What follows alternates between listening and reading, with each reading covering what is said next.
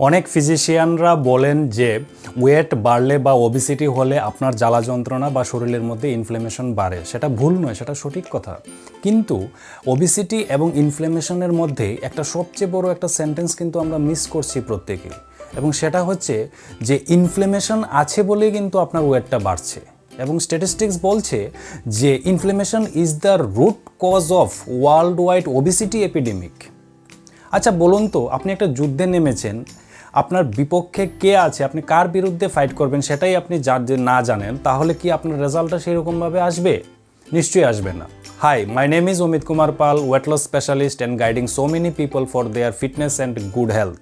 এডিপোনিটিন নামে একটা protein hormone আছে, যে হরমোনটা কিন্তু ফ্যাটের ওয়াল থেকে বের হয়, এবং এই হরমোনটা আমাদের টাইপ 2 ডায়াবেটিক্স কমাতেও আমাদের হেল্প করে, সেটাকে প্রোটেকশন করে। আমাদের হার্ট ডিজিজ যদি থাকে সেটাকেও আমাদের প্রোটেকশন করে সেই হরমোনটা, এবং ওয়েট লস কমাতেও কিন্তু আমাদের হেল্প করে। কিন্তু ভাবুন, আপনার শরীরে যদি ইনফ্লেমেশন থাকে বা ছোটো ছোটো জ্বালা যন্ত্রণা থাকে বা কিছু ব্যথা থাকে, তাহলে কিন্তু সেই এডিপোনিটিন নামক সেই হরমোনটা কিন্তু তৈরি হচ্ছে না আপনার শরীরে, যার কারণে আপনার কিন্তু ওয়েটটা কন্ট্রোলে থাকছে না। তাই বলি, ওবেসিটি একমাত্র কারণ না ইনফ্লেমেশন বা জ্বালা যন্ত্রণা হবার জন্য।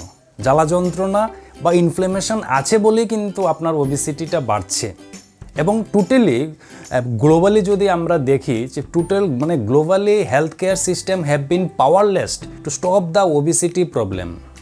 কারণ আমরা যে ইনফ্লেমেশনটা হয় সেটা আমাদের সেলুলার লেভেল থেকেই শুরু হয়ে যায়, সেটা অর্গান লেভেলে যাওয়ার আগেই। সো আমাদের ফোকাস এবং সলিউশন হচ্ছে যে এটাই, যে আমাদের ইনফ্লেমেশনটা সেলুলার লেভেলেই আমরা যেন সেটাকে প্রোটেকশন করতে পারি। এবং এই ব্যাপারে আরও বিশদ আপনি জানতে আমার নিচে দেওয়া লিঙ্কে যোগাযোগ করুন। Thank you very much for watching this video.